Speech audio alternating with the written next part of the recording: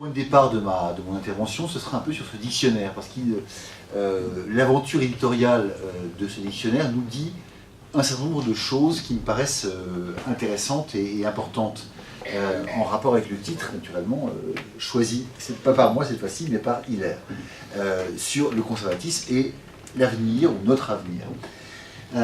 Intéressante dans la mesure où ce dictionnaire, que certains d'entre vous ont peut-être déjà feuilleté ou lu, qui est un assez gros pavé, effectivement, puisqu'il fait plus de 1000 pages, il rassemble plus d'une centaine d'auteurs qui ont rédigé plus de 240 entrées sur toutes les thématiques qui peuvent se rattacher justement au conservatisme. Ce gros livre, donc, en fait, a été fait très vite. Et cette rapidité n'est pas, j'espère que vous faites confiance sur ce point-là, elle n'est pas le signe de la négligence ou voilà, d'un esprit brouillon, mais la manifestation, me semble-t-il, de l'enthousiasme suscité par cette idée. En fait, je relate un petit peu l'aventure éditoriale. C'était il y a à peu près un an, à peine plus d'un an, j'étais dans un dîner en ville, comme on dit, et je discute avec un de mes amis qui est philosophe au CNRS, avec lequel on avait travaillé sur le conservatisme, mais on n'avait pas écrit ou publié de choses sur le sujet. Et on se dit que c'est un peu dommage, parce que le moment semble venu, effectivement, de s'y intéresser. Et donc, l'idée fait un peu son chemin dans ma tête, et quelques jours plus tard, je vais aux éditions du Cerf, où j'ai un autre manuscrit en cours, et j'évoque la question, pratiquement entre la poire et le fromage, si je puis dire, devant le directeur éditorial des éditions du Cerf, le frère Escande, passionnant et merveilleux, frère Escande, que vous connaissez peut-être, parce que c'est lui qui avait été, il y a quelques années, l'inventeur et le maître d'œuvre du livre noir de la Révolution française, un ouvrage important dans notre histoire politique, finalement, monarchiste. Et donc j'évoque cette idée qui m'est venue entre deux, donc d'écrire un bouquin sur le conservatisme sous la forme d'un dictionnaire. Là, je repars ensuite vers d'autres aventures. Je prends le métro, cette fois-ci j'ai pas de problème. Et 2 heures plus tard à peu près, j'ai un message, un SMS du frère Escande qui me dit que Colosimo, donc le patron du Cerf, est très intéressé et qu'il m'invite à venir les voir le lendemain pour qu'on puisse discuter de ce projet éditorial. Donc un truc qui n'arrive jamais, parce que ça va jamais aussi vite. Il y a toujours effectivement des choses qui sont entre le moment où on a une idée, où on la suggère à un éditeur, et le moment où l'éditeur vous rappelle en vous disant qu'il veut absolument vous en parler, sauf si vous êtes Françoise Sagan ou Marc Lévy, ce qui n'est pas mon cas, ni l'un ni l'autre, ça ne va pas comme ça. Mais voilà, justement, le sujet leur avait paru suffisamment intéressant, suffisamment important, pour qu'il faille se dépêcher et aller battre le fer quand il est chaud. Et donc, quelques jours plus tard, je retourne aux éditions du Cerf, donc on en discute. Le patron des éditions et le frère Escande sont tous les deux très intéressés. Et on met en place l'idée de ce livre. Sur ces entrefaites, je recrute 2 co-directeurs, mes amis Olivier Dard, qui est professeur à la Sorbonne, professeur d'histoire contemporaine, et mon ami Christophe Boutin, qui est professeur de droit public à Caen. Les choses vont à toute vitesse, et on recrute une centaine de collaborateurs qui eux-mêmes vont accepter de travailler à toute vitesse, ce qui n'est absolument pas l'habitude dans les milieux universitaires, à toute vitesse et gratuitement. On leur dit, voilà, on ne vous paiera pas et on veut que vous nous remettiez votre texte ou vos textes au plus tard dans les 2 mois. Puisque l'objectif était de sortir le bouquin, en toute hypothèse, le plus vite possible, et en tout cas avant la fin de l'année 2017, dans la perspective de la ou des recompositions de la droite avec l'objectif naturellement d'essayer de peser un peu sur ce processus de recomposition.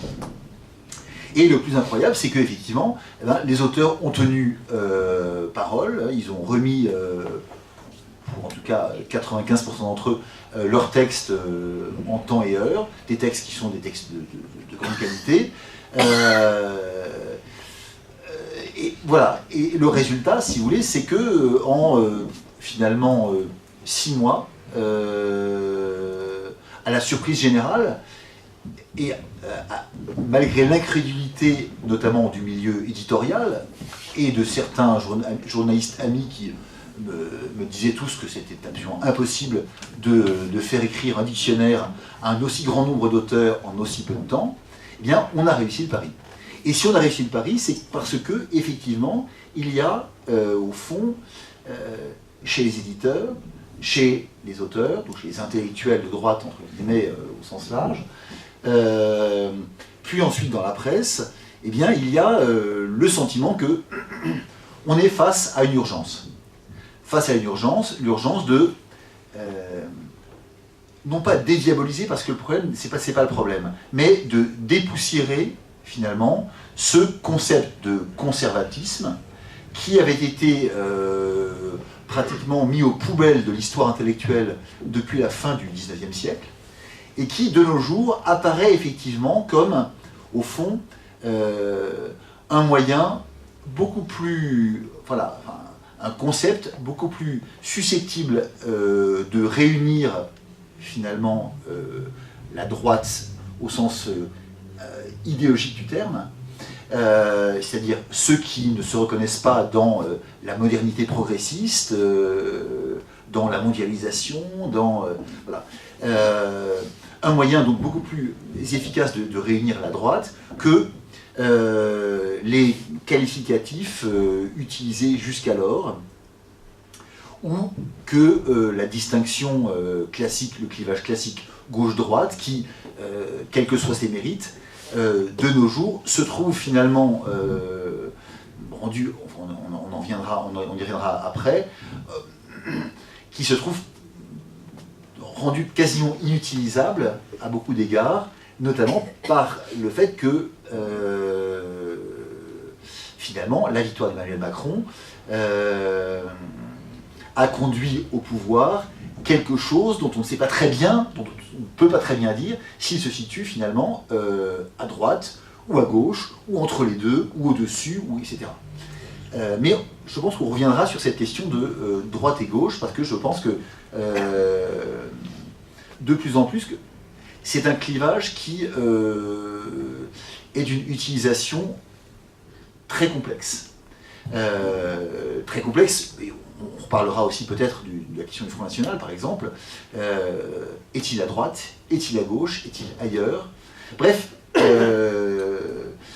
au total, il nous a semblé, et je pense que le miracle éditorial de ce dictionnaire du conservatisme le montre, il nous a semblé que, voilà, il était peut-être temps de réfléchir à un dépassement de ce vieux clivage droite-gauche, si on voulait effectivement être en phase avec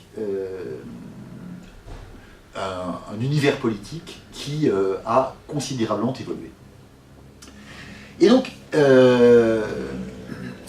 c'est maintenant à ce conservatisme que je vais essayer de m'intéresser en reprenant des questions dans un ordre assez attendu. Le conservatisme, pourquoi? Qu'est-ce qui fait qu'il apparaît à un moment donné? Le conservatisme, qu'est-ce que c'est? Et enfin, le conservatisme et l'avenir, le conservatisme, comment peut-on,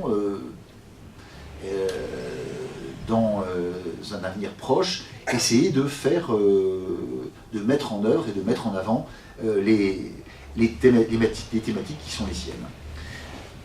Le conservatisme, pourquoi, tout d'abord? Le conservatisme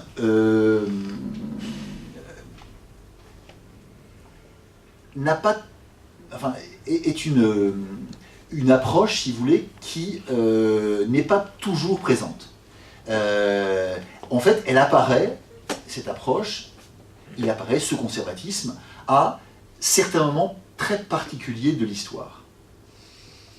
Et en fait, il apparaît fondamentalement en réaction. En réaction à une menace qui pèse sur quelque chose à laquelle on tient et dont on a le sentiment que, voilà, elle risque d'être remise en cause, elle risque de disparaître. Alors, ayant dit ceci, on comprend immédiatement que il y a, en un sens, des conservatismes, des micro-conservatismes, des conservatismes partiels, qui peuvent, au fond, toucher tout et n'importe quoi. Dans notre histoire, dans l'histoire de l'Occident, si vous voulez, on peut dire qu'il y a, par exemple, un conservatisme religieux qui apparaît au début du XVIe siècle, en même temps que la Réforme.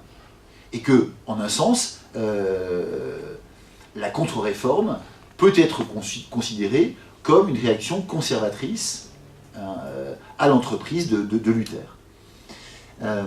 Mais pour autant, il s'agit d'un conservatisme partiel, qui ne touche qu'effectivement qu'à la dimension religieuse. De même qu'il y a un conservatisme scientifique, par exemple, et qui d'ailleurs n'est pas un conservatisme forcément défendable, hein. Tous les conservatismes ne sont pas bons, tout dépend ce que l'on va conserver, justement. Il y a un conservatisme scientifique, par exemple, au XVIIe siècle, lorsque certains grands savants déterminent que ça n'est pas le Soleil qui tourne autour de la Terre, mais l'inverse, ou que le sang circule dans le corps. Il y a à ce moment-là effectivement des auteurs qui vont essayer de démontrer le contraire et qui vont expliquer que c'est pas vrai, le sang ne circule absolument pas dans le corps, ce sont les esprits animaux qui gigotent au sein du corps humain et qui donnent cette impression-là. Les mauvais médecins de Molière, si vous voulez, sont tout à fait, à certains égards, des conservateurs en matière scientifique.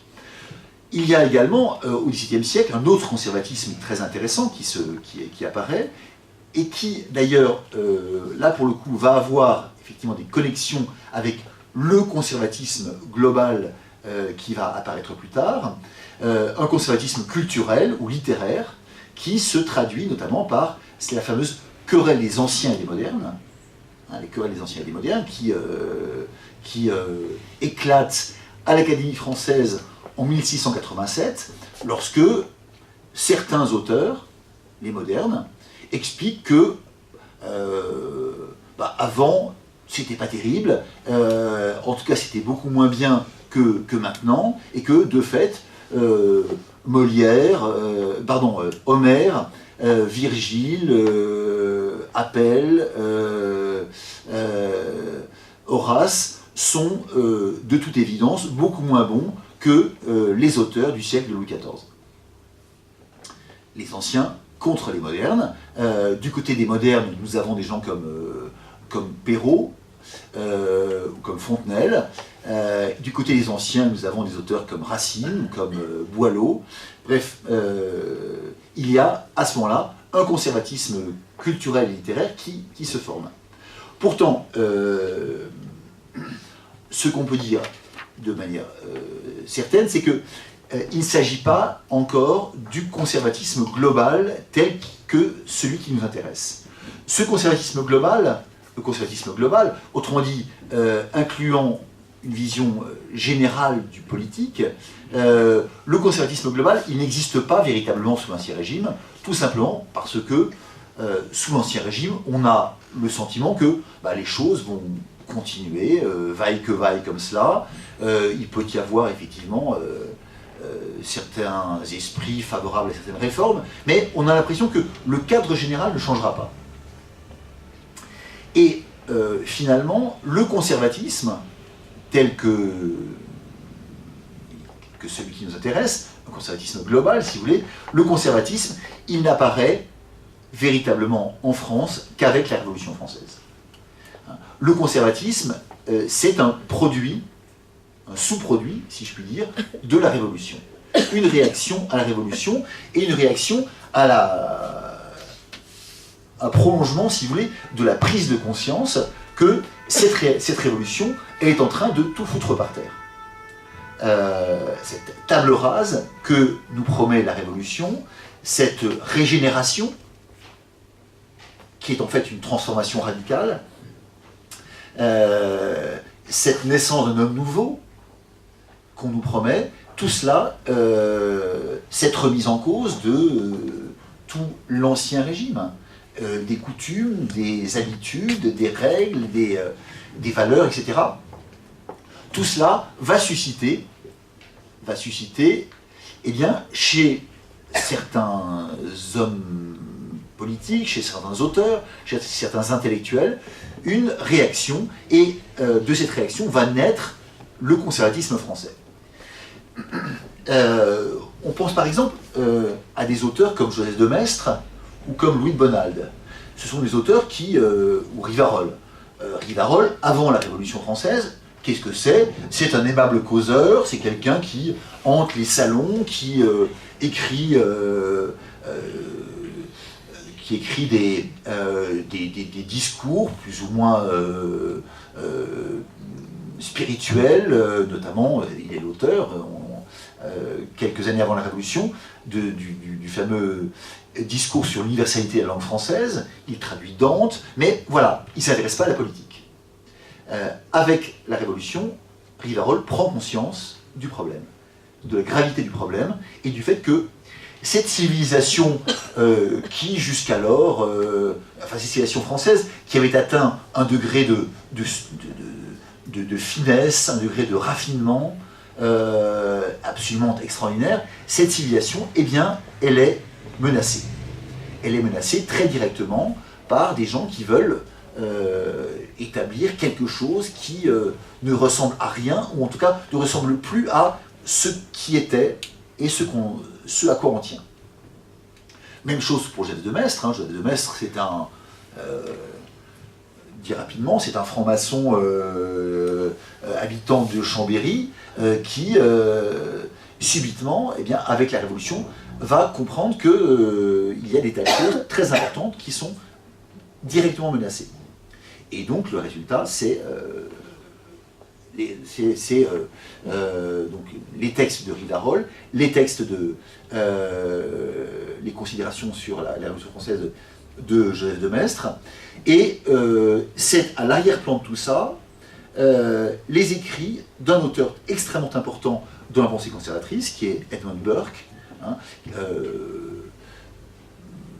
philosophe et essayiste anglais, qui va rédiger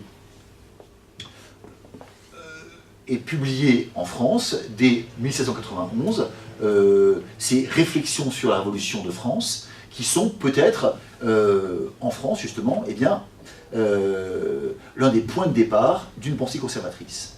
Notamment parce que on trouve dans ce texte de Edmund Burke, donc, qui est un anglais et plutôt libéral à l'origine, on trouve dans ce texte capital d'Edmund Burke toute une série d'éléments qui vont être véritablement les marqueurs du conservatisme. Par exemple, quelque chose qui fait horreur à Bernard-Henri Lévy, par exemple, la méfiance à l'égard de l'abstraction, le souci du réalisme, le souci d'être dans le réel, justement, le souci de ne pas vouloir tout changer au nom d'une vision du progrès plaquée sur cette réalité en partie, en tout cas, intangible et toujours fragile. Bref, Burke est un petit peu, même si le terme ne convient pas justement au conservatisme, Burke est un peu l'un des prophètes, si vous voulez, de cette pensée conservatrice. La Révolution va transformer en conservateur, même si le terme n'existe pas encore, elle va transformer en conservateur des hommes qui étaient soit indifférents aux politiques, comme Bonald ou Rivarol, soit plutôt favorables à la Révolution, comme Maistre, soit très favorables à la Révolution, comme la Harpe, par exemple, c'est un théoricien du langage, ou encore le poète André Chénier, qui est du côté de la Révolution, hein, au début, mais qui sera, comme vous le savez, guillotiné après avoir produit certains des plus beaux poèmes de la langue française du XVIIIe siècle. Donc, la Révolution française produit une prise de conscience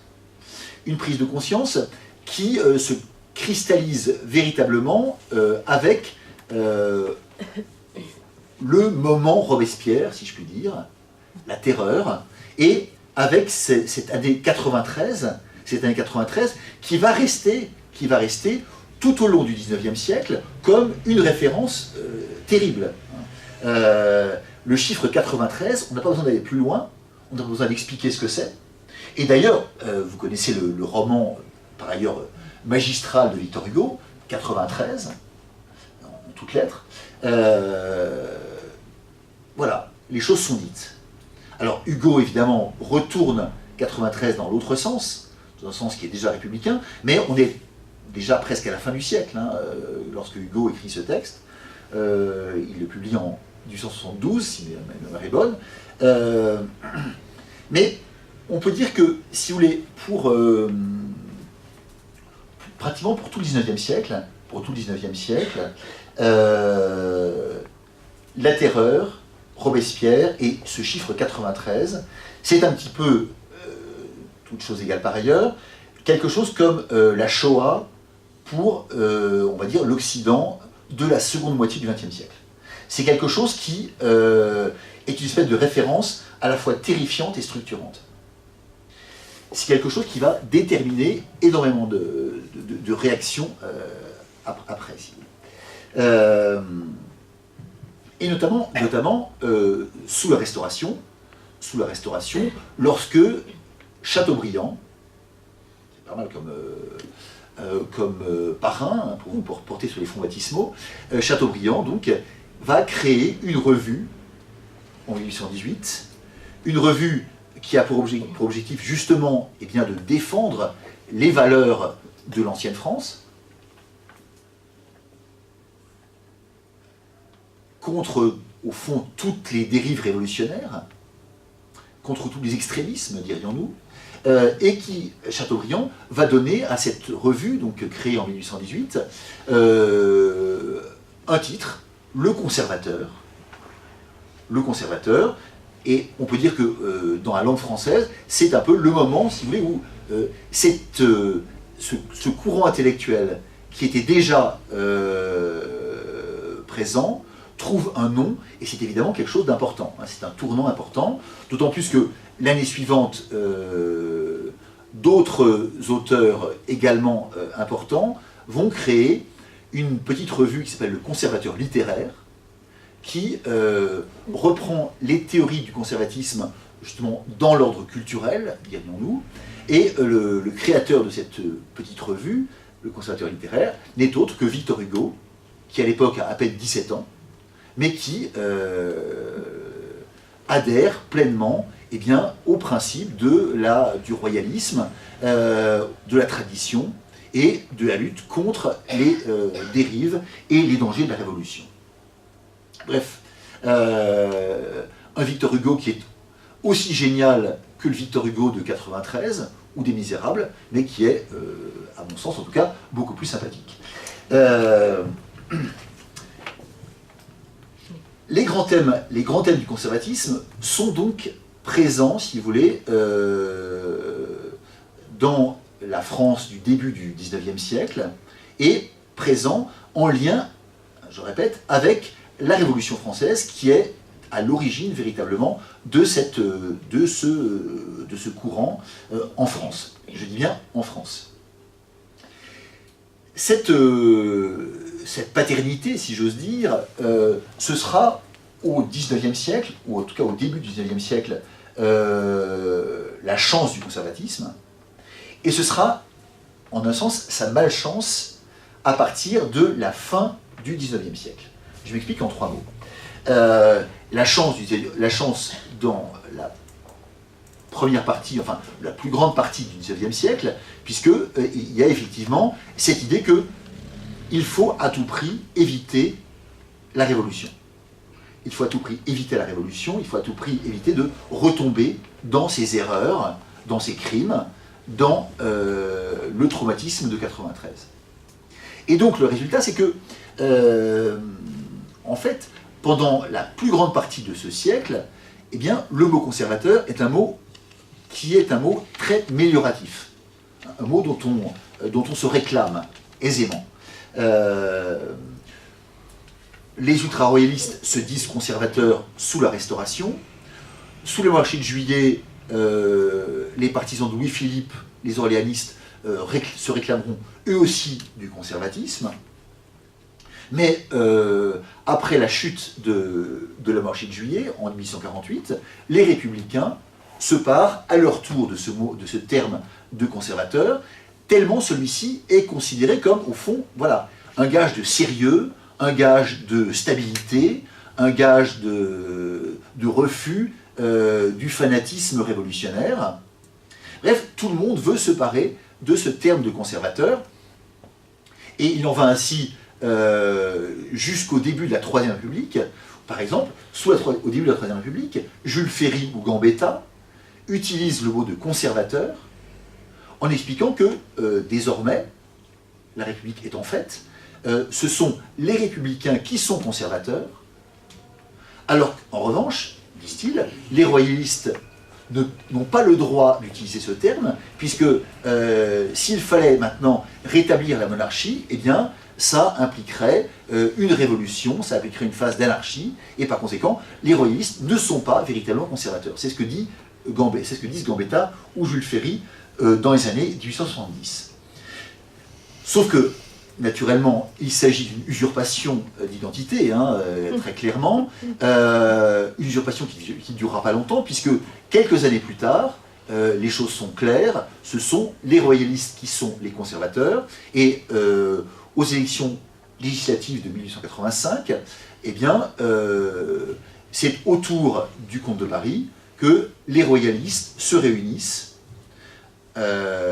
sous l'étiquette de l'Union conservatrice. Et cette Union conservatrice, d'ailleurs, elle est à deux doigts de réussir, à deux doigts de remporter la majorité, et par conséquent, potentiellement, à deux doigts de rétablir la monarchie. Côté républicain, alors, à deux doigts, malheureusement, deux doigts, c'est un petit peu comme vous savez les gens qui sont premiers sur la liste d'attente à Polytechnique, il y en a plein d'ailleurs, toujours, il y a plein de gens qui sont premiers sur la liste d'attente, mais malheureusement, voilà, tant qu'on est sur la liste d'attente, eh bien, on n'est pas reçu. On n'est pas reçu, et le résultat, c'est que les royalistes, effectivement, sont battus, les conservateurs sont battus, et en fait, à partir de là, non seulement ils sont battus, mais ils sont pratiquement éliminés de la vie politique. Éliminés de la vie politique, d'autant plus que dans les années qui suivent, il y a un fait politique et religieux très important, malheureusement, c'est le ralliement à partir de 91, le ralliement 91-92, le ralliement des catholiques à la République, qui fait que, en fait, à partir des années 1890, si vous voulez, on peut dire que la République est solidement ancrée dans le paysage politique français, et cette République, eh bien, désormais, elle se réclame de la Révolution. Elle se réclame de la Révolution, et elle se réclame de toute la Révolution. Vous connaissez la fameuse phrase de Clémenceau, la Révolution est un bloc.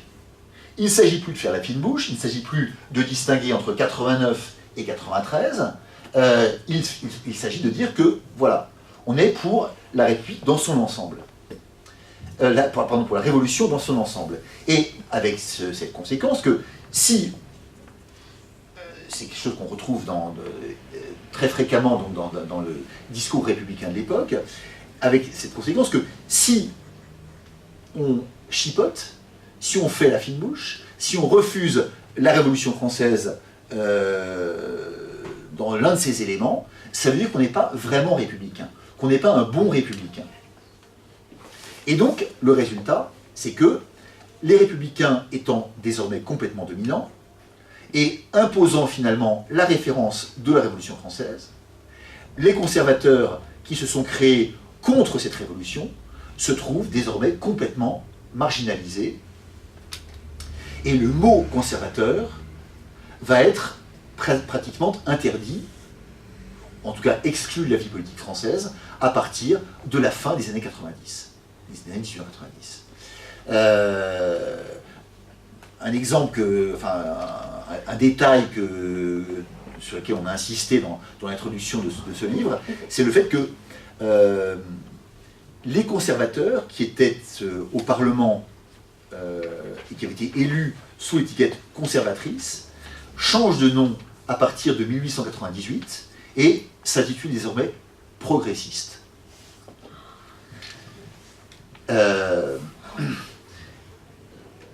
Le résultat, c'est que au XXe siècle, le conservatisme, comme ces fleuves qui disparaissent, si vous voulez, dans la terre, subitement, eh bien, le conservatisme disparaît, ou du moins donne l'impression qu'il n'existe plus dans l'ordre politique. Alors, il existe évidemment dans d'autres domaines. Il y a un conservatisme parfaitement assumé en matière esthétique, par exemple, en matière morale, en matière philosophique, mais il n'y a plus de conservatisme politique. Il n'y a pas un seul courant, pratiquement, au XXe siècle qui se réclame du conservatisme. Et le conservatisme et le mot conservateur lui-même sont considérés comme quasiment des insultes, aussi bien du côté des républicains, il n'y en a plus, que du côté inverse, si vous voulez, et notamment, certains d'entre vous savent en tout cas que Maurras utilise le mot de conservateur généralement de façon péjorative. Péjorative et paradoxale, puisque à côté de ça, évidemment, l'idée de la conservation, le verbe conserver, sont évidemment des choses qui sont essentielles dans l'œuvre maurassienne. Et à la rigueur, c'est ce sur quoi insiste Olivier Dard dans la notice qu'il a consacrée à Maurras, non pas dans le livre des commémorations, mais dans le dictionnaire.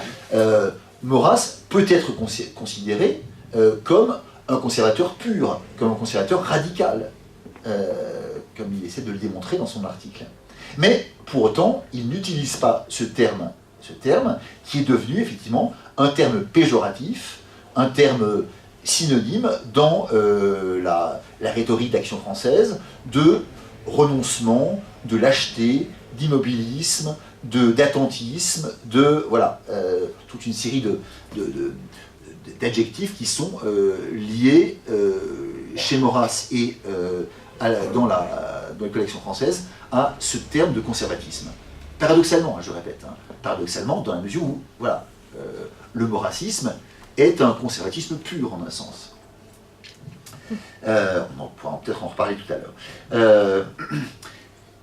Le conservatisme donc disparaît des écrans politiques pendant pratiquement un siècle, et il réapparaît d'abord doucement, puis de manière plus visible, me semble-t-il, à partir de la toute fin du XXe siècle et du début du XXIe.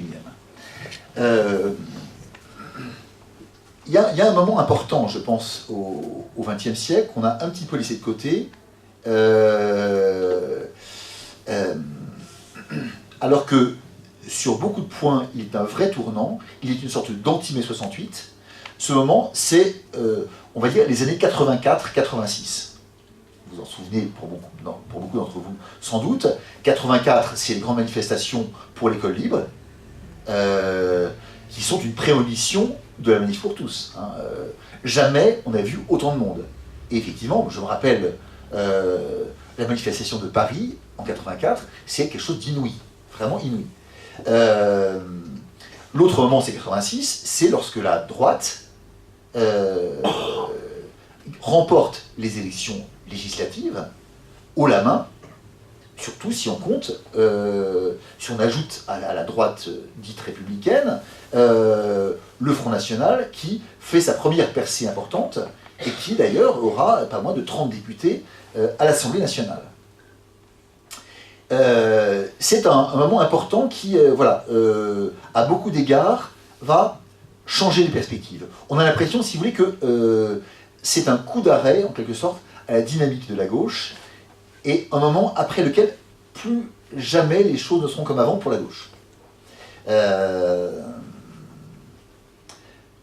Moi j'ai vu ça sur un mode un peu de sociologie ou d'anthropologie, à propos, par exemple, de la politesse, à laquelle je me suis intéressé. J'ai écrit une histoire de la politesse il y a quelques années, et on s'aperçoit que, en la matière, la dégringolade de la politesse qui s'était amorcée depuis très longtemps, en fait pratiquement depuis l'entre-deux-guerres, et qui trouve son apogée en 68 et dans les années 70, cette dégringolade s'arrête brusquement au milieu des années 80. C'est le moment où les gens reprennent conscience du fait que la politesse, autrement d'une valeur qui est fondamentalement conservatrice, là encore, j'ai fait un article sur la question dans le dictionnaire, la politesse, les gens perçoivent à nouveau que c'est quelque chose d'important, que c'est quelque chose de fondamental si on veut vivre correctement ensemble dans une société apaisée et qui ne soit pas un état de guerre permanent de tous contre chacun. Donc, dans ce renouveau du conservatisme, je pense que ce moment-là, 84-86, est un moment important, même si c'est un moment qui, c'est un précurseur, si vous voulez. Les choses ensuite vont continuer en ce sens, et évidemment, il y a dans l'histoire de la résurrection du conservatisme en France, il y a évidemment un moment très important, qui est la Manif pour tous, donc les années 2012-2013. Très important, pourquoi? Eh bien parce qu'on est exactement, si vous voulez, dans le cas de figure que j'évoquais tout à l'heure. C'est-à-dire, la Manif pour tous, c'est le moment où une partie importante de la population comprend qu'on est en train de remettre en cause des éléments essentiels. Des éléments essentiels, des éléments qui, jusqu'alors, structuraient la société, les rapports humains, etc. Remise en cause, donc, des bases anthropologiques, immémoriales, des bases culturelles de notre civilisation, une menace sur l'essentiel. Et le résultat de cette menace, c'est la prise de conscience, et donc l'affirmation, face à ça, d'une réaction conservatrice. Le sentiment qu'il faut agir pour conserver les choses. La Manif pour tous, donc, de ce point de vue-là, est évidemment le moment crucial, je pense, même si c'est un moment qui, pour l'instant, nous laisse un peu sur notre faim, parce qu'effectivement, on n'est pas allé jusqu'au bout de cette démarche. Cette démarche, en tout cas, n'a pas permis de revenir au pouvoir, même si un autre moment important, c'est évidemment la victoire inouïe de François Fillon aux primaires de la droite en novembre 2016. Alors voilà, que François Fillon ait gâché cette chance historique qui lui était offerte, c'est un autre problème, mais cette victoire de Fillon aux primaires de la droite, c'est quelque chose qui, vous vous en souvenez bien, était totalement inattendu, inimaginable, y compris par Fillon lui-même d'ailleurs. Fillon n'y croyait pas. Il croyait tellement peu que on sait que dans les moments qui ont précédé la primaire, il avait commencé les tractations avec Juppé pour voir comment il pourrait effectivement aménager les choses. Donc voilà, toujours est-il que c'est un signe supplémentaire, et ça n'est pas le seul. Parallèlement à cela, il y a toute une série d'indices concordants, si je puis dire, et notamment le succès d'ouvrages sur le conservatisme, par exemple la traduction de l'ouvrage très important de Roger Scruton, de l'urgence d'être conservateur, et toute une série d'ouvrages qui vont dans ce sens, le dictionnaire du conservatisme étant, de ce point de vue-là, le dernier né de la bande. Donc on est vraiment effectivement dans une histoire en mouvement. Dans une histoire en mouvement et un conservatisme qui, après avoir été profondément enfoui dans la naphtaline, un conservatisme qui ressurgit, un phénix conservateur, pour reprendre les mots de l'épouvantable Claude Askolovitch dans le Nouveau Magazine littéraire sur Maurras, le phénix fasciste, encore un qui aime bien les Maurras, hein, manifestement. Voilà. Le conservatisme, donc, lui, est effectivement un véritable phénix, puisque, alors il n'était pas en cendres, mais il était en tout cas dissimulé, caché, un peu tabou, et il réapparaît. Maintenant, le deuxième point, une question, c'est qu'est-ce que c'est que ce conservatisme? Alors tout d'abord, premier point, le conservatisme, ce n'est pas une idéologie. Autrement dit, il ne prétend pas, ce conservatisme, être une vision du monde rigide, dogmatique, établie à partir d'un postulat unique, contrairement à la pensée inverse ou adverse, si je puis dire, puisque le conservatisme, il se conçoit notamment comme, à mon sens, en tout cas, l'inverse de la pensée de la modernité, et plus précisément comme l'inverse de la pensée progressiste. La pensée progressiste, qu'est-ce que c'est? La pensée progressiste, à laquelle donc Emmanuel Macron ne cesse de rendre hommage, et dont il se définit lui-même comme un petit peu le chef d'orchestre, la pensée progressiste, c'est une pensée construite autour de l'idée de progrès, autrement dit, autour de ce mythe du progrès, en vertu duquel tout ce qui touche, au fond, à l'homme, tout ce qui touche à l'homme est nécessairement amené à s'améliorer dans le temps, de façon régulière et de façon illimitée. Un lit de progrès, c'est ça. L'idée de progrès, c'est pas qu'il y a des progrès, c'est pas qu'il y a des améliorations ponctuelles, ça personne ne le conteste, et les conservateurs ne le contestent évidemment pas, ce serait folie que de le faire. L'idée de progrès, c'est l'idée selon laquelle il y a un mouvement de l'histoire, il y a un sens de l'histoire, au sens où les marxistes utilisaient ce concept, le sens de l'histoire, il y a un sens de l'histoire, ce sens de l'histoire, il va dans le sens d'une amélioration, d'une émancipation, d'une rationalisation, d'une égalisation des hommes. Le progressisme, donc, il est sûr de ça. Il est sûr de ça, il est sûr que les choses vont vers le mieux, vers une forme de perfection. Il est sûr que aujourd'hui est mieux qu'hier, et il est sûr que demain sera mieux qu'aujourd'hui, etc. Avec toute une série de conséquences.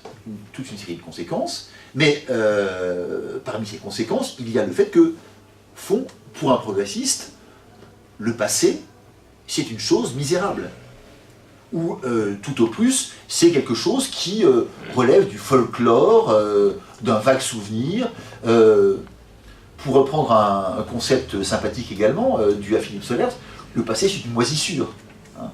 C'est une moisissure dont il faut se débarrasser, finalement, au plus vite. Mais ça n'a aucune valeur.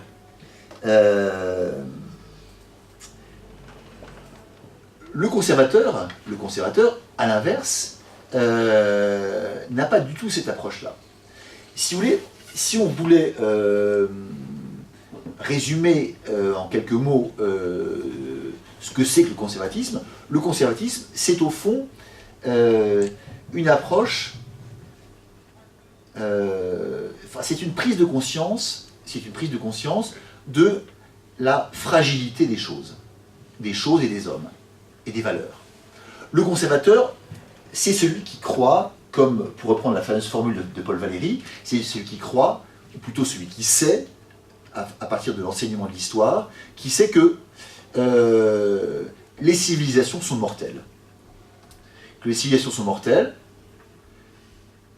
que pour autant certains de leurs éléments peuvent être préservés, à condition de faire un effort, et que au fond, notre situation sur cette terre, c'est eh bien, la situation d'héritiers qui ont hérité quelque chose d'important, quelque chose de beau parfois, quelque chose qui doit faire l'objet d'un inventaire permanent, d'un tri. Hein. Le conservateur n'est pas là pour tout conserver, il est là pour conserver ce qui vaut la peine de l'être, et ce qui peut l'être. Voilà, le conservateur est là comme un héritier donc du passé et comme un usufruitier qui va essayer de conserver les choses, de les améliorer éventuellement à la marge pour les transmettre à ses successeurs. Bref, le conservateur, il se situe très clairement dans cette perspective-là, dans une perspective de continuité et de transmission.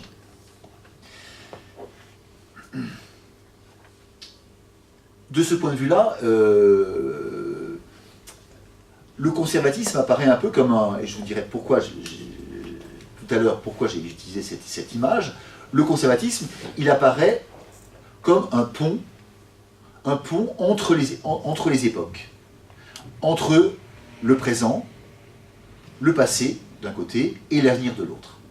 Voilà. Un pont, c'est-à-dire la possibilité de transmettre, d'opérer cette transmission de manière aussi efficace, aussi douce, aussi pertinente que possible.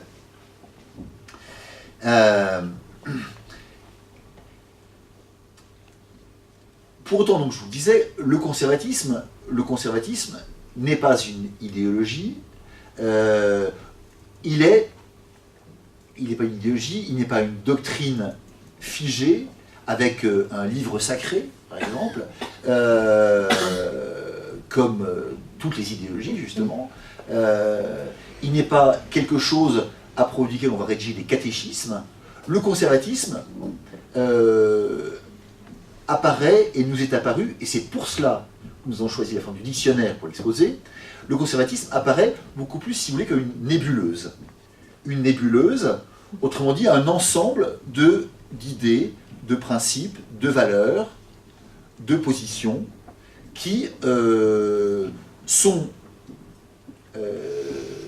comme des points distincts, comme des touches de couleur dans un tableau pointilliste un petit peu, des points distincts, des points qui sont parfois même potentiellement opposés les uns aux autres, mais qui n'en forment pas moins une sorte de nuage qu'on peut repérer, si vous voulez, un nuage qui n'a pas de frontières clairement établies, mais qui néanmoins dessine voilà, une réalité dans le spectre politique. Une nébuleuse, comme est également d'ailleurs une nébuleuse, à mon sens, le libéralisme, ou les libéraux, on dit d'ailleurs de nos jours beaucoup plus les libéralismes, et en un sens comme également peut être considéré comme une nébuleuse le traditionnalisme ou la contre-révolution, qui elle aussi finalement regroupe, agrège des éléments qui sont à beaucoup d'égards très différents les uns des autres. Une nébuleuse, donc, c'est pour cette raison, donc je répète, que nous avons choisi cette forme du dictionnaire avec des articles différents, très nombreux, confiés à des auteurs également très nombreux, et des auteurs que nous avons évidemment choisis en fonction de ce que nous savions d'eux, mais qui ont néanmoins été laissés très libres de l'orientation de leurs articles, à la fois d'ailleurs dans la forme et dans le fond.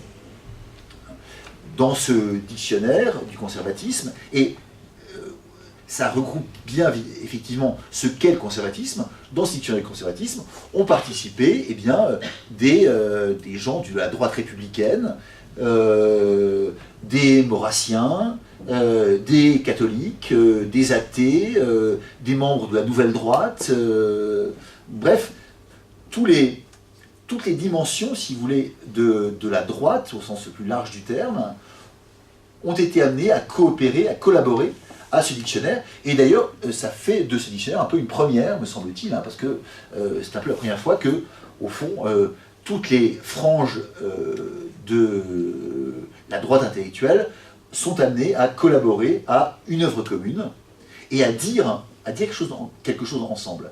Hein, parce que c'est pas simplement, je répète, un agrégat de choses qui n'ont rien à voir ensemble. Hein. Ces grains de sable additionnés les uns aux autres, eh bien, ils déterminent une forme et une réalité. Le conservatisme, donc, n'est pas une idéologie. Le conservatisme, on va dire, c'est une orientation. Une orientation. Le conservateur, je le répète, c'est quelqu'un qui, si on voulait dire les choses rapidement, ne croit pas dans le progrès ou dans la perfectivité des hommes. C'est quelqu'un qui a conscience de la fragilité des hommes, des choses, des institutions, des valeurs, et de la nécessité de les transmettre.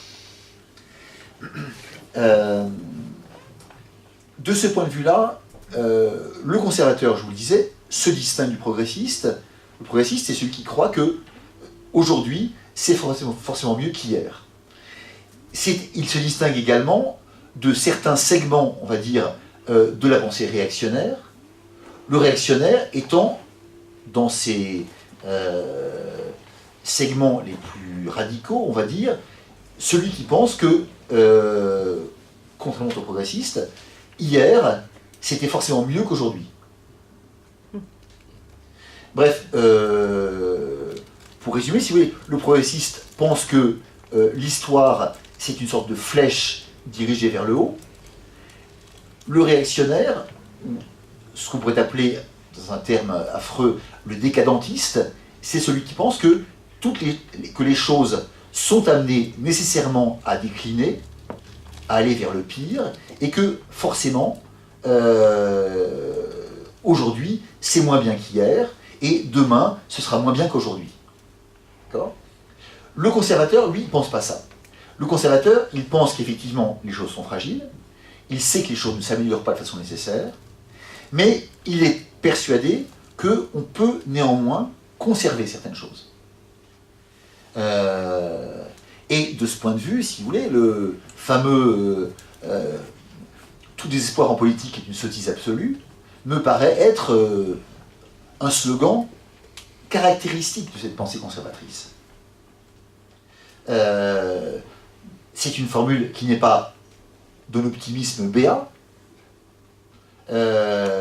mais c'est une formule qui, néanmoins, récuse une vision simplement décadentiste du monde, qui conduirait d'ailleurs, cette vision simplement décadentiste du monde, eh bien, à renoncer à tout, à se croiser les bras et à se réfugier dans sa tour d'ivoire en sirotant du whisky single malt, en attendant que les choses se passent.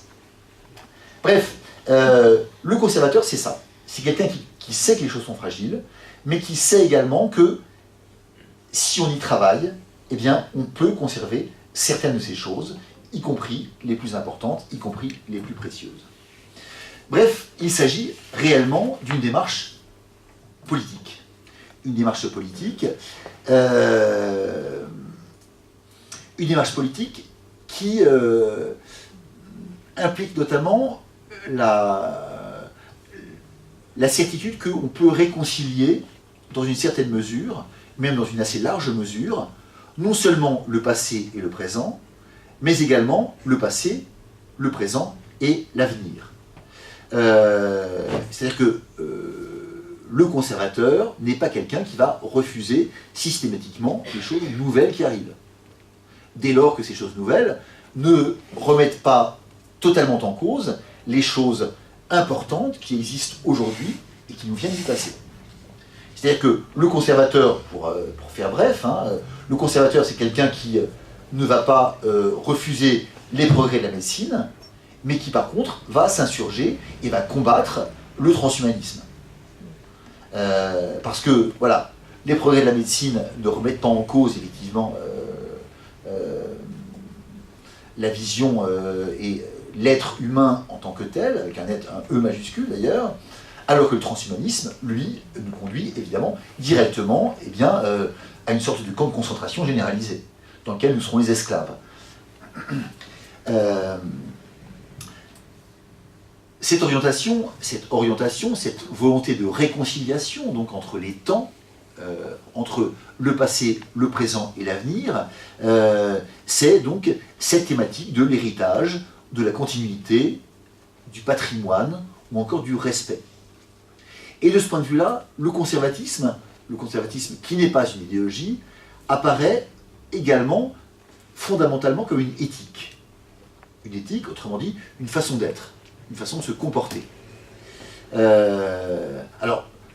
Comme vous le savez, et non sans raison, on s'est moqué abondamment des lodenverts, des barbours et des jupes plissées bleu marine, ou des serre-têtes en velours grenat, des manifestants donc de la Manif pour tous. Mais, alors, effectivement, parfois il y avait des choses un peu caricaturales, mais néanmoins, ça veut dire quelque chose. Ce n'est pas sans signification. Pour utiliser encore une expression hideuse, tout fait sens. Et voilà. Le fait de porter un vêtement discret, solide, modeste, et non pas un blouson bling-bling avec des trucs dorés partout. Voilà, ça veut dire quelque chose sur ce qu'on est, sur ce qu'on croit, sur la façon dont on envisage le monde, etc. En ce sens également, on a beaucoup insisté dans ce dictionnaire du conservatisme sur une dimension qui a été,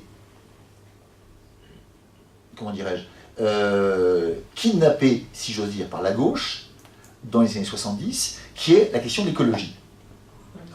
La question de l'écologie, kidnappée par la gauche, parce que il s'agit évidemment, cette idée du respect de la nature, du respect de l'environnement, du respect du patrimoine à la fois matériel et immatériel, il s'agit évidemment d'une valeur conservatrice. Là encore, il suffit de lire d'ailleurs les auteurs conservateurs du 19e ou du 20e siècle pour s'en rendre compte. Il suffit de lire par exemple, je ne sais pas si vous êtes amateur de ce romancier, mais un petit peu oublié malheureusement, il suffit de lire par exemple les romans de Ramu, le grand romancier suisse, et inspirateur par ailleurs de Giono, autre auteur conservateur en un sens, pour comprendre à quel point ce souci de la nature est un élément essentiel dans la pensée conservatrice. Ramu, c'est celui qui disait par exemple que la nature est de droite. C'est une pensée amusante et sur laquelle on peut effectivement réfléchir assez longtemps. D'ailleurs, vous allez prendre une copie, et vous avez 3 heures. La nature est-elle de droite? Donc, ce sont des dimensions qui sont évidemment des dimensions essentielles, liées justement, me semble-t-il, à cet ethos, cette éthique conservatrice, une éthique faite justement de respect, fondamentalement. De respect, le mot est galvaudé, bien sûr, mais c'est un mot très important et très beau de la langue française, et très important, je pense, dans la vision justement conservatrice. Le conservateur, c'est celui qui respecte les choses. C'est celui qui respecte le réel. C'est celui qui ne se paye pas de mots. C'est celui qui, respecte les réalités dans leur complexité, dans leur diversité.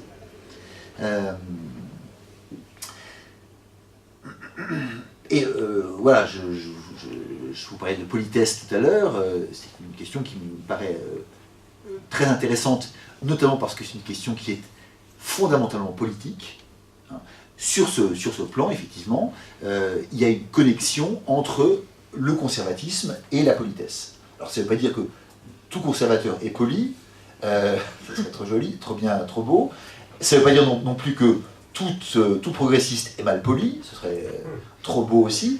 Mais voilà, il y a malgré tout, si vous voulez, des logiques. La logique, c'est une connexion, effectivement, entre une démarche conservatrice et le respect des coutumes, des usages, des codes, des convenances.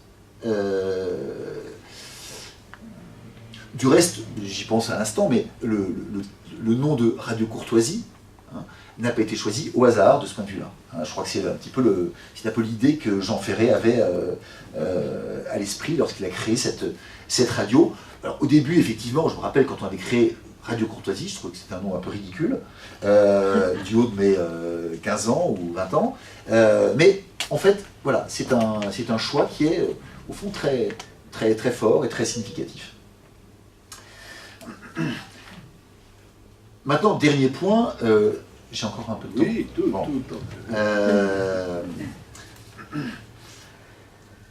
Le dernier point que je voudrais aborder rapidement, c'est un peu le comment. Qu'est-ce qui va se passer maintenant?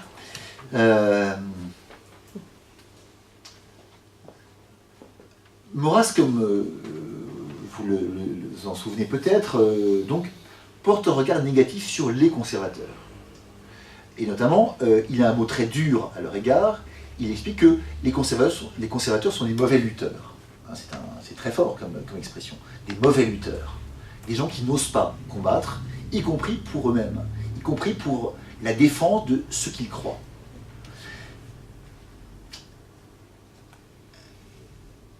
On pourrait répliquer à Maurras, si je puis me permettre, naturellement, on pourrait répliquer à Maurras que s'ils sont des mauvais lutteurs, alors ils sont des mauvais conservateurs, de médiocres conservateurs. Parce que, justement, voilà, je pense qu'une pensée conservatrice sérieuse, comme l'est au fond la pensée maurassienne, une pensée conservatrice sérieuse, c'est une pensée qui est tout à fait consciente du fait que, eh bien, il faut lutter, qu'il faut y aller. Les modalités, si vous voulez, du combat conservateur, c'est à la fois, de ce point de vue, la réflexion et l'action. La réflexion, notamment parce que, comme je vous ai dit tout à l'heure, le conservateur, c'est quelqu'un qui doit se poser des questions, et notamment qui doit se demander, au fond, qu'est-ce qu'il faut conserver? Qu'est-ce qui est important? Qu'est-ce qui a vraiment de la valeur? Il est bien évident que tout n'a pas de valeur. Tout n'a pas la même valeur. Le conservateur, c'est quelqu'un qui est en permanence dans une démarche de choix, de hiérarchisation, ou encore, comme on disait dans les milieux charismatiques il y a quelques années, de discernement. Hein, voilà. Le conservateur, c'est quelqu'un qui est dans une démarche de discernement. Une démarche qui est en fait une démarche critique. Et de ce point de vue-là, il y a encore une autre image maurassienne qui est intéressante et importante, me semble-t-il, c'est lorsque Maurras explique que la tradition est fondamentalement critique. Voilà, la tradition, c'est pas le fait de tout garder. C'est pas possible, ce serait absurde. Et d'autant plus que dans le présent et dans le passé, il y a des choses mauvaises, des choses qu'on doit éliminer, ou qu'on doit mettre de côté. Donc la tradition, la vraie tradition, dit Maurras, est critique. Le vrai conservatisme est lui aussi critique. Et donc doit porter effectivement un regard très, très, très lucide sur les choses, du présent et du passé. Parce que justement, on est dans la transmission et qu'on sait très bien qu'on ne va pas tout transmettre. Hein. Il faut transmettre les trésors et pas les maladies vénériennes. Voilà. Le conservateur, c'est ça. Il faut... Maladie vénérienne. Bref, il faut savoir discerner et, par conséquent, il faut également savoir délaisser. Bref, ça implique effectivement une démarche intellectuelle qui ne doit surtout pas être négligée. Il y a vraiment ça, je pense, à la racine effectivement de la démarche conservatrice, et notamment de la démarche conservatrice contemporaine. On doit réfléchir à ce qu'on veut et à ce qu'on veut garder. Ensuite, il y a évidemment un passage à l'action, un passage à l'acte. Et de ce point de vue-là, le conservateur, contrairement là encore à ce que Maurras affirmait, le conservateur ne peut pas se contenter de rester chez lui tout seul à feuilleter ses in-folios poussiéreux. Il est là pour s'engager dans le siècle, s'engager dans le monde, et de ce point de vue-là, le politique d'abord s'impose de manière évidente. Le conservateur, c'est quelqu'un qui pense que le politique est partout, le politique est omniprésent, et que s'il renonce au politique, eh bien, si je puis dire, le politique viendra à lui, et de façon désagréable.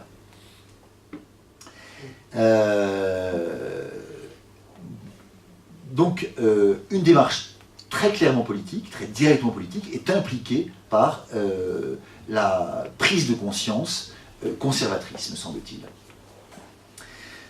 Maintenant, quelles sont les perspectives? Quelles sont les perspectives, justement, de cette politique conservatrice? Alors, vous le savez, et nous le savons tous, à l'étranger, a priori, il y a non pas une hirondelle, mais des troupeaux entiers d'hirondelles qui envahissent les cieux et qui nous disent que le conservatisme sur beaucoup de points est en train de gagner la partie, en un sens. On pense à la Russie, hein, où effectivement... alors, les choses sont toujours mélangées, évidemment. Hein. Il n'y a jamais de conservatisme pur, et il ne peut pas y en avoir, parce que le conservatisme n'est pas une idéologie. La Russie, il y a des éléments qui peuvent nous paraître encore bizarres. Hein. Il y a des restes, il y a des reliquats de l'ancien régime, si j'ose dire, du régime communiste, qui nous paraissent un peu durs à avaler parfois, mais ailleurs, peu importe. L'essentiel est sauvegardé, l'essentiel est là, et sur de très nombreux plans, évidemment, la politique de Poutine peut nous paraître comme un modèle tout à fait intéressant. Y compris, je sais pas, le fait d'avoir installé comme ça une église une église orthodoxe en plein Paris, avec ses coupoles incroyables, moi c'est quelque chose qui me réjouit très profondément, donc, en tant que conservateur. Alors je pense que Léon Blois n'aurait pas été content, mais en tout cas, voilà, je pense qu'on peut l'être. Vous lui avez la météo, un bâtiment. Sur d'autres plans, alors il y a des dissonances. On pourrait peut-être en débattre longuement, peut-être qu'on en débattra tout à l'heure. Moi, Trump me paraît pas très conservateur, même pas du tout conservateur. Notamment, ses prises de position en matière écologique me semblent tout à fait aux antipodes du conservatisme. De même d'ailleurs que ses prises de position en matière sociale. Voilà, le fait d'écrabouiller le pauvre et de ne pas lui laisser la possibilité de se soigner ne me paraît pas du tout dans une veine conservatrice. Le conservateur, c'est quelqu'un qui a, comme je vous disais tout à l'heure, conscience de la fragilité des choses et des hommes, et qui par conséquent se soucie justement du pauvre, avec un P majuscule. Et en ce sens, la démarche du conservateur est une démarche qui est proche, par essence, là encore, de la démarche chrétienne, me semble-t-il. Je lisais tout à l'heure un article dans le Figaro sur le nouveau chef chinois. À certains égards, il me paraît très conservateur, hein, et pas seulement parce qu'il vient de restaurer la monarchie. C'est-à-dire un système... Alors, il vient de restaurer une monarchie non héréditaire, mais voilà, un système dans lequel il y a un chef qui va gouverner à vie son pays, et qui a pour objectif de rendre à ce pays sa grandeur passée, ses traditions, ses valeurs, etc., etc. Voilà, c'est quelque chose qui, paradoxalement, me paraît assez conservateur. Hein, donc, à voir et à regarder. Plus généralement, la question des populismes en Europe, par exemple, est évidemment très intéressante du point de vue conservateur. Est-ce que c'est du conservatisme? Quel est le rapport entre populisme et conservatisme? C'est une question qui, évidemment, est tout à fait au cœur de l'actualité et des préoccupations politiques contemporaines. Il y a également plusieurs articles, naturellement, rédigés à ce propos dans notre dictionnaire. Mais savez que le conservatisme, il est partout, hein, en Inde, au Japon, aux Philippines, dans un très grand nombre de pays, au fond, eh bien, les conservatismes reviennent au pouvoir, et ils reviennent au pouvoir parce que, au fond, ils apparaissent comme une réponse pertinente aux dangers et aux problèmes de notre temps. Maintenant, la question, c'est la question de la France. La question de la France, qu'est-ce qui se passe en France? Les choses, comme vous savez, sont plus complexes. Elles sont plus complexes. Il y a évidemment un renouveau conservateur depuis quelques années, voire depuis quelques décennies, comme je vous le rappelais tout à l'heure. Pour autant, la victoire de Macron rend les choses compliquées et brouille considérablement les cartes. Brouille considérablement les cartes parce que, notamment, comme je vous le disais tout à l'heure, eh bien, qui peut dire si Macron est de droite ou de gauche, avec certaines réformes qui sont allées dans un sens, d'autres dans le sens inverse, avec des hommes qui travaillent avec lui qui sont, ou qui étaient jusqu'alors estampillés à droite, d'autres qui sont à gauche. Bref, Macron a brouillé les choses, ou du moins il a brouillé considérablement ce fameux clivage droite-gauche dont on parlait tout à l'heure. Et à la place de ce clivage droite-gauche, il a mis en place un autre clivage alternatif qui, justement, me paraît très intéressant. C'est le clivage conservatisme-progressisme. Macron se définit comme, au fond, le héros du progressisme,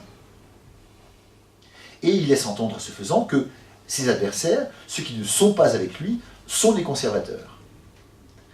Alors, est-ce que, effectivement, ils sont des conservateurs? À beaucoup d'égards, ils le sont, oui. Maintenant, le problème, c'est que beaucoup d'entre eux ont encore honte de ce mot conservateur, de ce concept de conservatisme, et éventuellement de certaines des valeurs qui s'y rattachent. Et donc, l'avenir du conservatisme en France, sur un plan très concret et très politique, ça va être, je pense, cela. Est-ce qu'il y aura une prise de conscience, notamment chez les Républicains, mais également à la RN, c'est ça, au RN, pardon, autour de cette question du conservatisme? Est-ce que les uns et les autres vont pouvoir essayer de lever les frontières et de se rendre compte que, au fond, ils sont dans le même bateau, dans la même barque, face au rêve du nomadisme macronien? Voilà, ce sont les questions qui se posent, mais en tout cas, il me semble que dans l'avenir, enfin dans le présent et dans l'avenir, effectivement, cette notion de conservatisme est appelée à un avenir, à un grand avenir, précisément parce que elle est, au fond, plus pertinente que le vieux clivage droite-gauche, à la fois pour établir une opposition ami-ennemi, pour reprendre le schéma schmittien, on va dire, du politique, hein, où sont nos amis, où sont nos ennemis, et d'autre part, plus pertinente également que le clivage droite-gauche, pour essayer de réunir, au fond, ceux qui se conçoivent comme les adversaires de ce macronisme impérial qui risque sinon de rester au pouvoir pendant de très très longues années. Cette vision des choses, c'est celle qu'on a essayé de défendre donc, dans ce livre. C'est celle également que reprennent et qu'admettent certains hommes politiques qui me paraissent importants et intéressants, comme Robert Ménard par exemple, hein, et c'est également cette approche que reprend également la personne qui me paraît être la plus prometteuse de ce point de vue-là pour notre camp, c'est Marion Maréchal, qui a récupéré tout à fait cette façon de voir les choses et cette rhétorique. Voilà ce que je voulais vous dire. Oui, dernière chose. Alors, dernière petite chose. Si j'ai utilisé le thème du pont, c'est parce que, voilà, il me semble révélateur de ce important comme image, comme symbole du conservatisme, comme lien entre le passé, le présent et l'avenir, mais également parce que je pense que les conservateurs ont aujourd'hui un devoir qui est d'essayer de créer un pont entre les différentes rives de la famille conservatrice, afin de la réunir, de la réunifier et d'apprendre à travailler ou à retravailler ensemble. C'est ce qu'on a essayé de faire dans ce bouquin, et c'est, je pense, ce que les politiques doivent apprendre ou réapprendre à faire. Et dans ce sens, on est en train de créer un think tank, une boîte à idées, on va dire, qui va s'appeler la Fondation du Pont Neuf, qui dépose normalement ses statuts d'ici quelques jours, et qui devrait commencer à fonctionner à partir du mois de mai-juin, et être en plein fonctionnement à partir du mois de septembre. Donc, la Fondation du Pont Neuf qui va assumer justement, qui va essayer d'assumer cette politique, ce discours conservateur, en essayant de répandre la bonne parole donc dans la presse amie et moins amie. Voilà. Merci. Merci.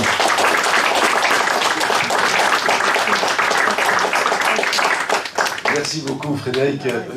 Alors vous trouverez le dictionnaire tout à l'heure là sur les tables présentoires à la sortie. Vous y trouverez également le reste de la littérature de Politique Magazine, si vous n'avez pas assez de numéros, et la revue universelle.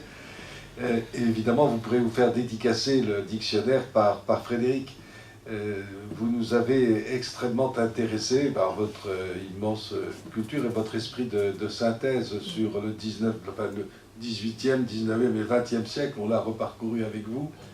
Alors j'ai évidemment beaucoup de questions à vous poser, mais je vais en poser une première pour inciter ensuite vos auditeurs à poser les leurs. C'est sur votre tout à fait dernière partie. Donc je crois que, est-ce que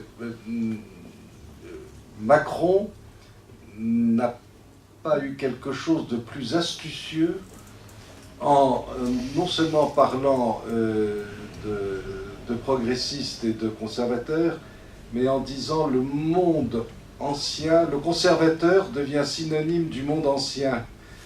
Et lui, il est le monde nouveau. Il est entendu que le monde nouveau est plus intelligent et que le monde ancien regroupe tout aussi bien tous ceux qui s'opposent à ce monde que lui conçoit et qui est le fameux contrat mondial dont il a parlé dans son discours aussi bien de la Sorbonne que dans ses autres discours à Davos en particulier. Et par conséquent, il met, si vous voulez, dans les conservateurs, il met aussi les gens comme Mélenchon, oui, c'est-à-dire les révolutionnaires absolus. Dans le fond, il met dans les conservateurs 93, dans la mesure où 93 n'est plus devenu qu'une rhétorique. Est-ce qu'il n'y a pas là quelque chose de très astucieux, même si nous, on est très réservé sur son langage, mais est-ce qu'il n'y a pas quelque chose de très astucieux dans ce fait de mettre de côté, sous le mot de monde ancien, et par conséquent, alors c'est pas conservateur, mais voilà, Mélenchon, dans le fond, il veut conserver la 4ème République. Alors, il y a plein de choses à dire hein, dans votre... la première, c'est qu'évidemment, comment dirais-je, je ne veux pas faire faire de l'apocalyptique, mais il est certain que si Satan n'était pas beau, personne ne se rallierait à lui. Bien sûr. Si vous voyez ce que je veux dire. Oui, bien sûr. Et effectivement, notre président est, de ce point de vue-là, extraordinaire. Il a tout pour lui, il est beau, il est intelligent, il est... C'est l'antéchrist de Soloviev. Oui, ou alors, je sais pas, il y a un texte que je ne sais pas si vous le connaissez, moi c'est également l'antéchrist du roman de Benson qui s'appelle Le Maître de la Terre, qui est un texte absolument incroyable, qui a été réédité récemment, mais un peu médiocrement par Teki, mais qui est un texte que je vous enjoins à lire, qui est un livre absolument fondamental, dans lequel l'auteur, donc Benson, qui est un prêtre anglais du début du XXe siècle,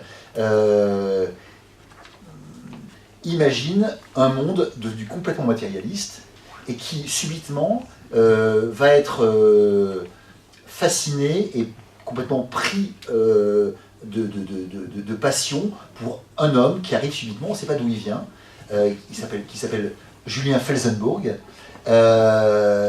et dont on comprend peu à peu que c'est l'Antéchrist.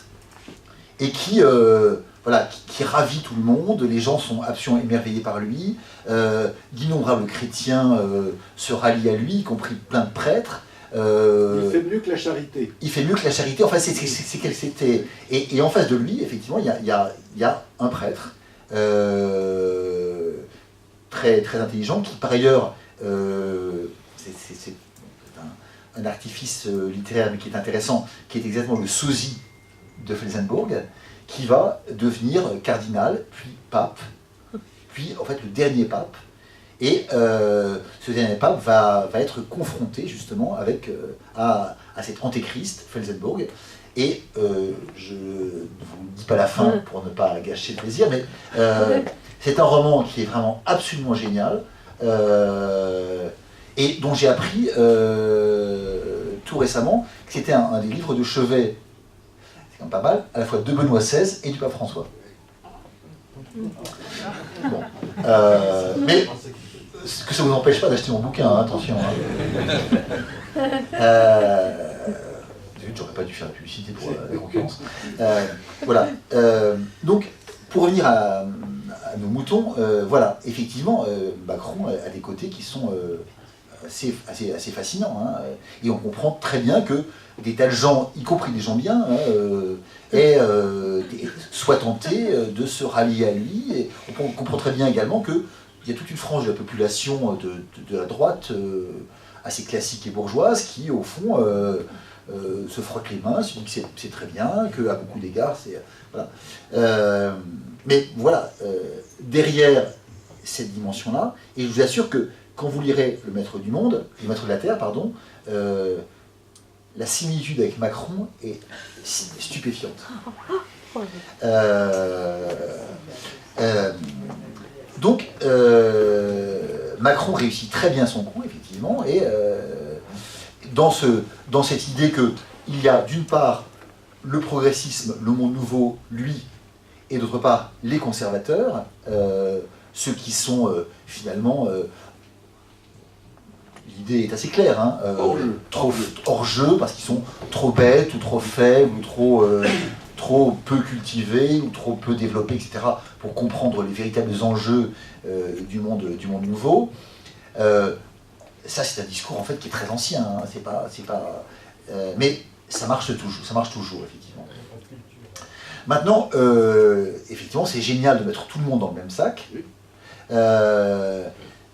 d'autant plus que là encore, on le sait bien, on l'a tous remarqué, le terme de conservateur est un terme qui a toujours été péjoratif au XXe siècle et qui notamment a très fréquemment été utilisé pour désigner les vieux croutons des régimes anciens. Hein.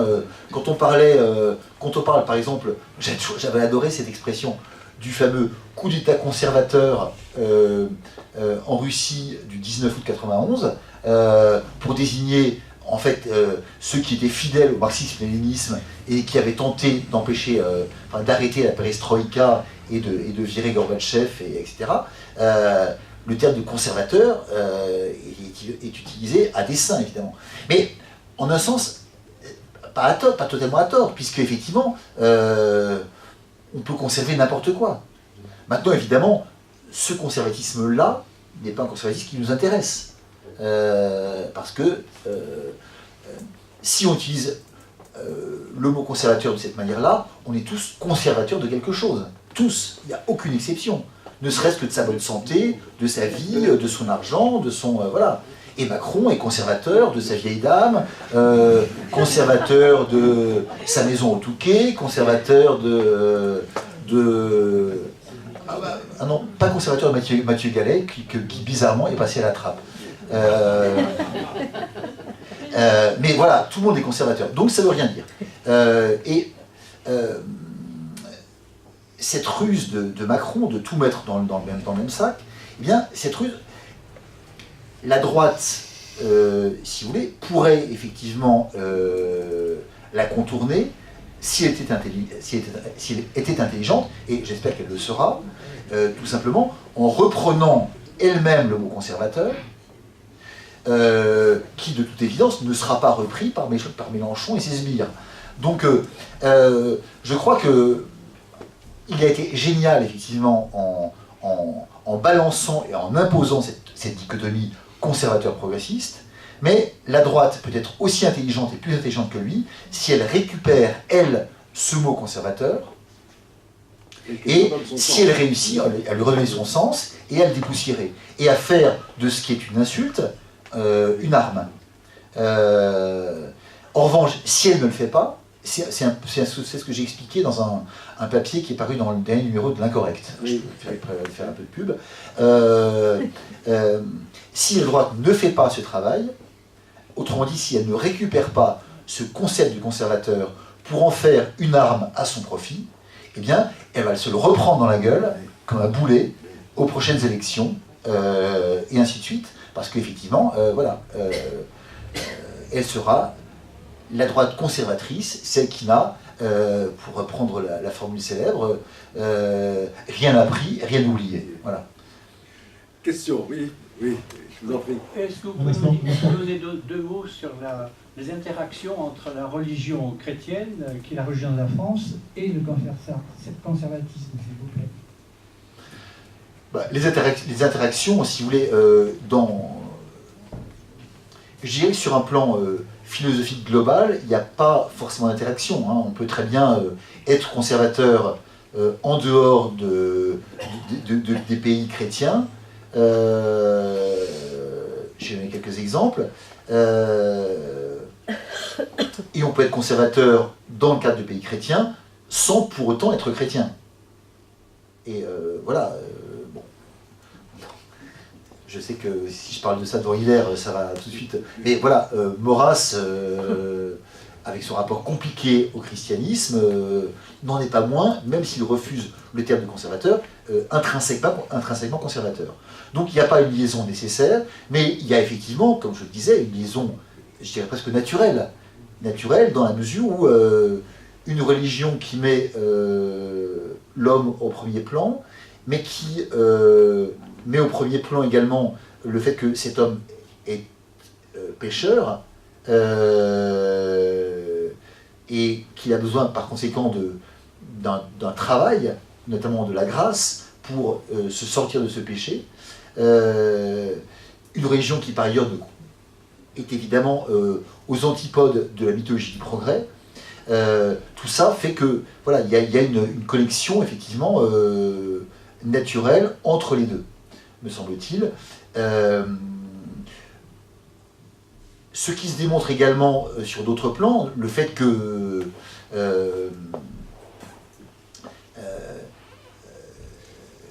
l'anticonservatisme, si vous voulez, est fondé, se fonde notamment potentiellement dans l'ère chrétienne, si vous voulez, sur les grandes hérésies, comme par exemple le pélagianisme ou le socinianisme. Autrement dit, l'idée selon laquelle il n'y a pas de péché originel, et l'idée selon laquelle Jésus n'est pas le Fils de Dieu, mais c'est simplement un homme un peu supérieur que Dieu a envoyé comme éducateur des hommes. Il n'y a pas de péché originel, donc par conséquent, il n'y a pas de problème, l'homme peut se sauver lui-même. Ou le socinianisme, qui est l'idée selon laquelle il y a un critère de la vérité universelle, y compris en matière religieuse, c'est la conformité à la raison humaine. Voilà. Ces thématiques-là, qui sont des thématiques fondamentalement anticonservatrices, sont également des thématiques fondamentalement antichrétiennes, on va dire. Je ne sais pas si j'ai répondu à votre question. Alors, là encore, il y a évidemment beaucoup d'articles dans le dictionnaire qui répondront de manière, je crois, pertinente à vos questions. Notamment, il y a un article religion que je trouve absolument remarquable, fait par quelqu'un que vous avez peut-être invité déjà, qui est Frédéric Guillot. Oui.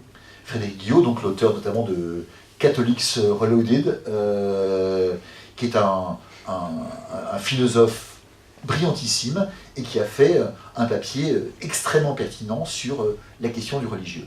Et par ailleurs, il y a évidemment beaucoup d'entrées sur il y a une autre évidemment sur le thomisme et sur saint Thomas d'Aquin, par le Tanoirne.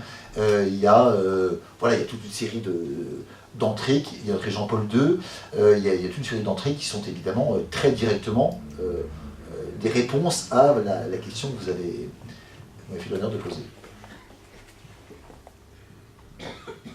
Merci. J'aurais, comme ça m'est venu de communiquer une image qui vaut ce qu'elle vaut, et puis une question très simple. L'image, je pensais, de ce que vous disiez, le progressiste et le conservateur sont un peu indissociables l'un de l'autre, Oui. et je pensais à l'horloge, c'est-à-dire que le conservateur, c'est la petite aiguille, et puis le progressiste, c'est la grande aiguille. Alors la grande aiguille, elle tourne plus vite, mais elle ne donne pas vraiment l'heure, elle donne que les minutes. Et le conservateur, lui, il avance aussi, ce que j'ai un peu découvert dans ce que vous disiez. Il n'est pas réactionnaire, il n'arrête pas l'aiguille. Le conservateur avance, mais lui, il donne la vraie heure, l'heure juste, à laquelle on a besoin de se référer, parce qu'on peut très bien vivre sans une petite aiguille, enfin sans grande aiguille, mais avec nécessairement une petite aiguille, enfin pour ceux qui ne vivent plus à quartz. C'est un peu osé, mais c'était l'image qui me venait. Oui, avant la je ne question. suis pas tout à fait d'accord avec vous. Notamment parce que ça voudrait dire qu'au fond, le conservateur, c'est juste un progressiste qui va plus lentement que le progressiste. Et c'est un peu, justement, comme ça que certains conservateurs se conçoivent, justement, à la fin du XIXe siècle. Et je pense que c'est pour cela que Maurras va les accabler de ses sarcasmes, de ses coups. Le conservateur, c'est juste un progressiste qui dit pas trop vite les gars, je veux bien mourir, mais laissez-moi encore un petit peu de temps. Voilà. Donc c'est c'est osé. Oui, je trouve que la métaphore n'est pas juste. Bon. Mais c'était la mienne comme ça en venant rapidement. La question, surtout qui m'importe, c'est est-ce qu'on peut dire que le totalitarisme est un avatar du progressisme et la dictature un avatar du conservatisme? Non. Et pourquoi? Parce que, effectivement, sur le premier point, vous avez raison, mais sur le second point, vous avez tort. Le totalitarisme est effectivement, à mon sens, intrinsèquement lié au progressisme et à l'utopie, qui est elle-même l'utopie, le dernier mot, en un sens, du progressisme. Pardon ? Pensez à un arrêt. Oui, tout à fait, mais ça c'est clair. Moi, c'est une question sur laquelle je travaille depuis longtemps. Et puis j'ai fait ma thèse sur cette question. En fait, j'ai fait ma thèse sur l'essence de l'idée de progrès, en montrant que cette idée de progrès, qui apparaît en France à la fin du XVIIe siècle, est vraiment la matrice des systèmes totalitaires. Mon bouquin vaut ce qu'il vaut, mais enfin c'est une démonstration qui me paraît comme assez forte, quoi. Maintenant, en revanche, le conservatisme n'est absolument pas lié à une dictature. Il n'est pas lié à une forme particulière de pouvoir, d'ailleurs, le conservatisme. Il peut prospérer. Alors en France, effectivement, il est lié notamment à une tradition monarchiste, mais il y a un conservatisme dans certaines républiques, anciennes ou modernes, qui est absolument indéniable. Si vous voulez, la Suisse, par exemple, est un pays qui est profondément conservateur, par exemple. La République de Venise, qui subsiste entre pratiquement le couronnement de Charlemagne et le jour sinistre où Bonaparte est venu brûler le livre d'or en 1797, elle est mais essentiellement conservatrice. Si vous voulez. Donc voilà, il n'y a pas de liaison nécessaire entre le conservatisme et une forme politique particulière. Et c'est en ce sens qu'effectivement je vous disais que le conservatisme n'est pas une idéologie. Il peut y avoir un conservatisme dans certains systèmes démocratiques, de même qu'il peut y avoir un conservatisme dans un système non démocratiques, monarchiques ou dictatoriaux. Tout est possible. Hein. Mais voilà, il n'y a pas de... Alors que la liaison entre progressisme et totalitarisme me semble indéniable. C'est-à-dire que tous les progressismes ne conduisent pas au totalitarisme, mais tous les totalitarismes se fondent sur le progressisme. En revanche, il n'y a pas de liaison entre les deux. Voilà. Alors que pensez-vous du concept nouveau créé par Nicolas Bavrez en particulier de démocrature? Ça répond un peu à sa question, c'est-à-dire n'arrivant pas à définir un régime comme celui de Poutine, comme celui d'Orban, il emploie ce mot de démocrature. Vous, en tant que professeur de droit public, ça vous fait sourire. Enfin, oui, enfin, je trouve ça un peu con. Enfin, oui, là encore, tout simplement parce que, voilà, on sait très bien... Ça veut dire, j'utilise la démocratie, mais je l'utilise pour ma dictature. Voilà ce que pense Bavrez. Oui, mais bon, ça correspond un peu... Oui, enfin bon, je veux dire, c'est un moyen un peu discutable de sauver cette idée qui me paraît absolument fausse, selon laquelle il y a nécessairement, enfin dans l'essence de la démocratie, le libéralisme et les droits de l'homme. Voilà. Si effectivement on considère que la démocratie c'est forcément lié aux droits de l'homme, une démocratie dans laquelle les droits de l'homme ne sont pas respectés, c'est pas vraiment une démocratie, donc il faut trouver un autre nom. Sauf que l'essence de la démocratie, c'est pas ça. La démocratie, ça peut être aussi bien un régime qui respecte les droits de l'homme qu'un régime qui les bafoue absolument dès lors que le peuple le veut. Une démocratie, c'est très strictement un système politique dans lequel le peuple est souverain, voilà, et dans lequel le peuple assure le pouvoir, dispose du pouvoir et assure le pouvoir. Voilà. Maintenant, le peuple en question, il peut être effectivement favorable à un système totalitaire et anti-libéral, comme il peut être favorable à un système libéral. Et les deux sont des démocraties. Alors, il y a une démocratie totalitaire, une démocratie libérale. Le concept de démocratie totalitaire est très intéressant de ce point de vue-là. Hein. Mais donc, le truc de Bavrez, c'est de la gnognotte. Hein. Autre question. Moi, je vais en profiter. Je vais en profiter pour poser la question. Dans ce cas-là, vous avez qualifié de Trump, non pas, enfin, vous ne l'avez pas qualifié de conservateur, au prétexte qu'il s'attaque à l'Obamacare, et donc qu'il ne donnerait comme image qu'il ne respecterait pas ou qu'il ne s'intéresserait pas aux pauvres. Or, le conservateur, si lui s'intéresse aux pauvres, il faut qu'il en ait les moyens. Bien sûr. Et donc, le choix, c'est soit on fait porter le prix de la médecine des plus pauvres par l'ensemble de la société, et là c'est le socialisme, ou soit on donne les moyens à ceux qui le peuvent de choisir librement d'aider les plus pauvres. Et là, en cela, je pense que Trump est beaucoup plus conservateur qu'on le croit. Oui, donc vous pensez que avec son système, les riches vont aider les pauvres? C'est ça. Non, vous pensez vraiment ça? Ah ouais. D'accord. Bon, c'est bien d'être optimiste comme ça, hein, c'est très bien. S'ils sont conservateurs, ils s'intéressent Oui. aux pauvres, il faut qu'ils aient les moyens. Oui, et s'ils ne sont pas conservateurs, ils laisseront les autres crever. Voilà. Voilà. Donc c'est un peu le problème, si vous voulez. Mais en fait, en disant ça, vous soulevez plusieurs questions très importantes. Et notamment, justement, la question sociale et la question du rapport entre le conservatisme et le libéralisme d'un côté, et le conservatisme et le socialisme, pourquoi pas, de l'autre. Question très importante et très intéressante, parce que, là encore, je pense que la réponse n'est pas du tout évidente. Si vous voulez, il faut évacuer le clivage droite-gauche. Et une fois qu'on a évacué ce clivage droite-gauche, on comprend que potentiellement, le conservateur, sur certains plans, peut être en connexion avec le libéralisme, ou certains aspects du libéralisme, mais certainement pas sur tout, certainement pas sur la totalité du libéralisme. Et de ce point de vue-là, voilà, Macron, incarnation finalement du libéralisme radical, y compris dans toutes ses dimensions sociétales, morales, etc., nous le montre bien. Et là encore, c'est une question qu'on s'est vraiment beaucoup posée dans le cadre de ce dictionnaire. Quels sont les rapports entre libéralisme et conservatisme? Et je vous disais tout à l'heure, voilà,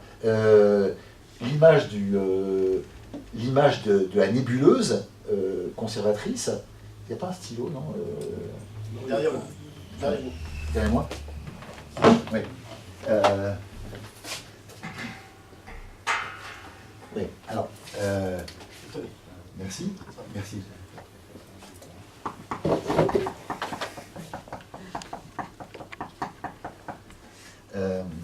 Oups.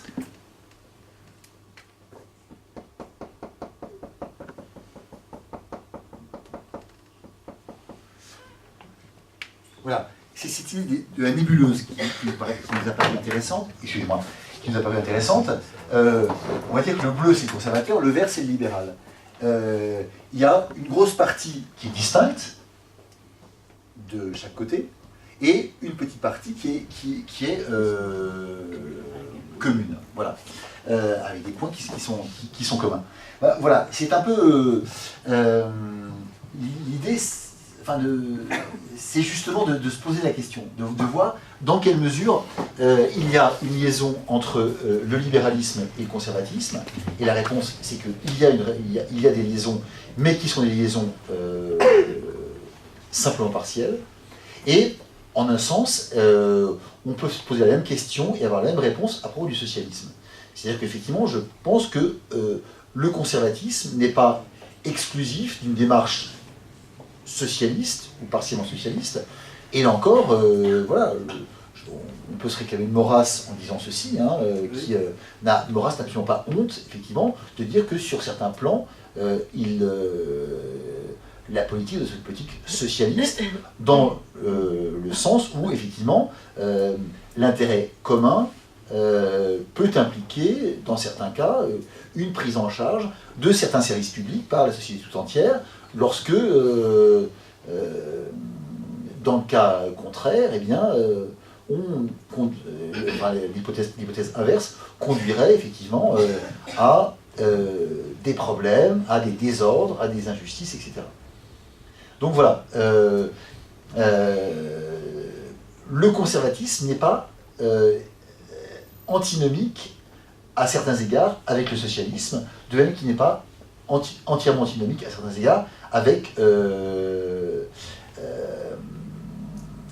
libéralisme. Et de ce point de vue-là, l'exemple c'est Poutine, si vous voulez, plutôt que Trump. Poutine, effectivement, qui, sur certains plans, continue d'imposer certains éléments d'une économie partiellement socialiste, on va dire, hein, tout en ayant, sur d'autres plans, de manière très très très nette, une politique incontestablement conservatrice. Mais chez Trump, effectivement, il me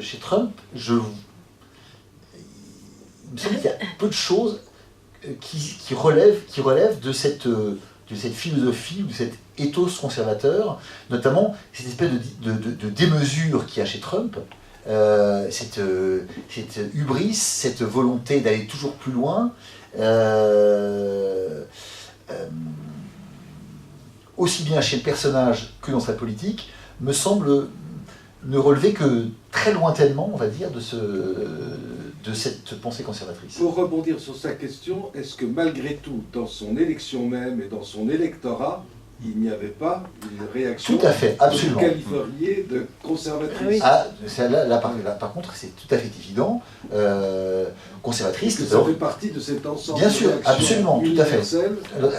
On peut tout à fait dire ça, effectivement. On peut dire que l'élection de Trump est une surprise conservatrice, notamment face à l'affreuse Hillary, oui, qui en est évidemment l'antithèse absolue, hein, bien évidemment, la Macron de service. Mais si l'élection de Trump est effectivement conservatrice, l'homme lui-même, l'homme et la politique sont tout à fait en sens inverse. Hein. C'est quand même l'homme l'homme du grand capital dans ce qu'il a de pire en un sens. Hein. Voilà. Une dernière question et puis une dernière question. Oui.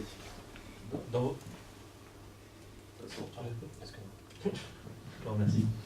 Dans votre discours, à la fois, vous dites que le conservatisme permet de dépasser la droite et la gauche, et en même temps, vous demandez à la droite de se saisir du conservatisme pour triompher contre la gauche. Est-ce parce qu'il n'y a pas de Oui, conservatisme? parce qu'en fait, si vous voulez, lorsqu'on utilise les mots droite et gauche, on peut renvoyer à deux réalités différentes. Soit effectivement un positionnement sur l'échiquier politique, qui est un positionnement qui change en permanence. Hein. L'exemple type, c'est sous la Révolution française, lorsque ce qui est l'extrême gauche aux États généraux va devenir le centre-gauche à l'Assemblée législative, puis l'extrême droite sous la Convention. C'est-à-dire le même gars, le type qui a été, qui était à l'extrême gauche en 1789, s'il est réélu en 1792 à la Convention, est, sans avoir changé d'idée, d'extrême droite. Ok. Et là, ma grande lecture du moment, c'est l'histoire de la Révolution française de Michelet. Voilà, Michelet utilise sans arrêt le terme de droite pour désigner des gens qui sont à la gauche des Girondins, et donc qui ont tous voté la mort du roi. Hein. Simplement pour dire que Robespierre, qui est plutôt du centre-droit à ce moment-là, voilà, doit travailler avec eux, mais faire aussi attention à sa gauche.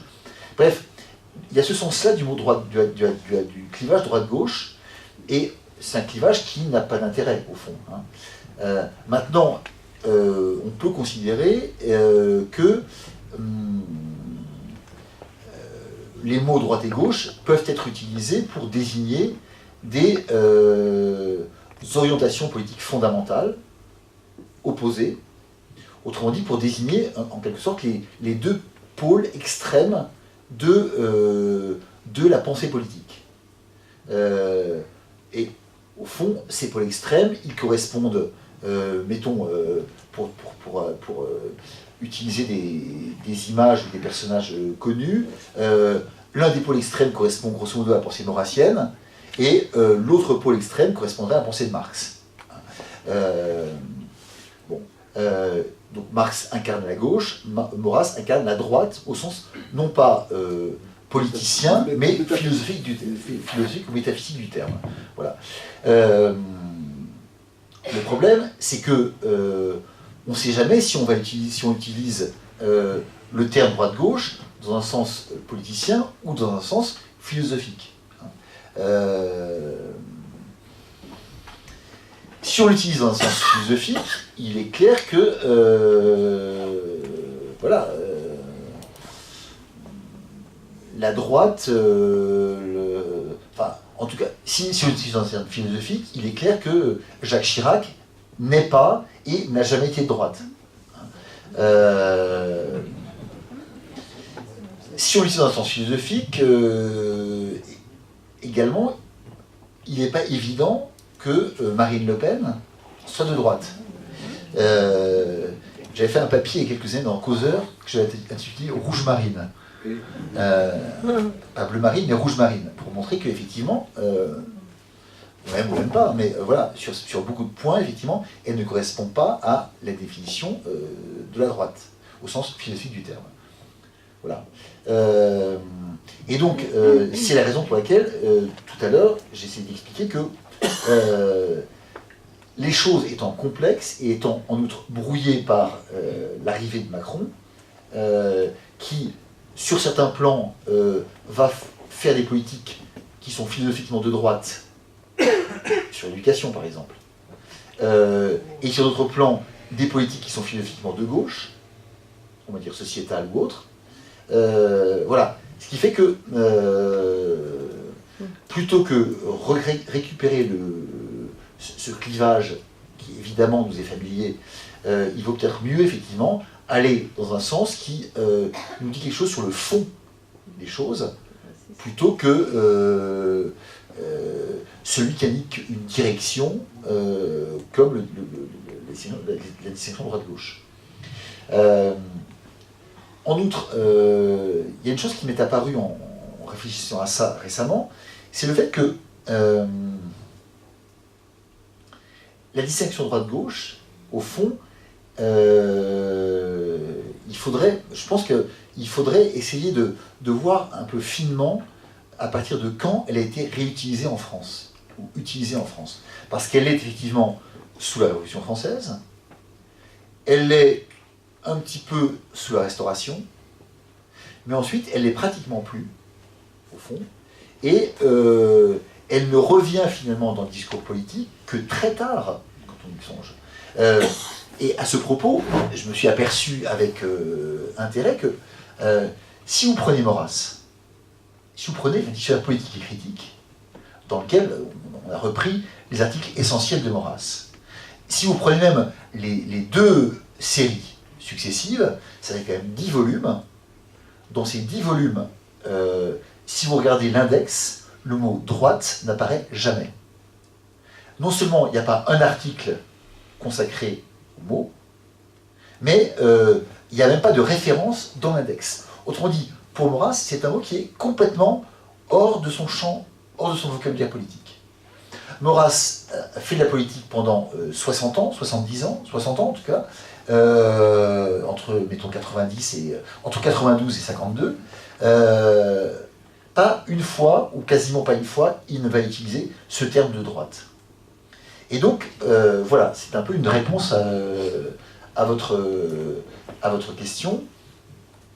Est-ce que ce terme de droite, qui au fond est né dans des circonstances bizarres, a été utilisé de manière au fond assez aléatoire, et est revenu sur le devant de la scène vraisemblablement dans les années 60 ou 70, peut-être avec la Cinquième République, est-ce que, au fond, il n'est pas pertinent de le remplacer par cet autre clivage, cette autre dichotomie, d'autant plus que cette dichotomie, elle nous est imposée fortement de l'extérieur par Macron. Voilà. Je ne sais pas si j'ai répondu à votre question. Bon, c'est bon. Eh bien, on va. Merci infiniment, Frédéric. Très intéressant. Et donc, vous trouvez donc l'ouvrage, le dictionnaire là-bas sur la table. Il y a un verre de vin qui est offert, évidemment, comme d'habitude. Et je vous rappelle que ça fera la liaison avec la conclusion de Frédéric, puisqu'il a beaucoup invoqué l'autorité de Maurras. La prochaine sera le mardi 10 avril, on s'est trompé dans la précédente, oui, c'était pas mardi 13, c'est mardi 10 avril, donc je me permettrai de vous parler de Maurras et si j'ose dire, j'ai intitulé la conférence en son mystère et en son actualité, et j'essaierai de répondre à des quantités de questions sur ce sujet-là. Donc au mardi 10 avril. À très bientôt et merci encore Frédéric. Merci. Alors, je vais dédicacer Ah, c'est dommage.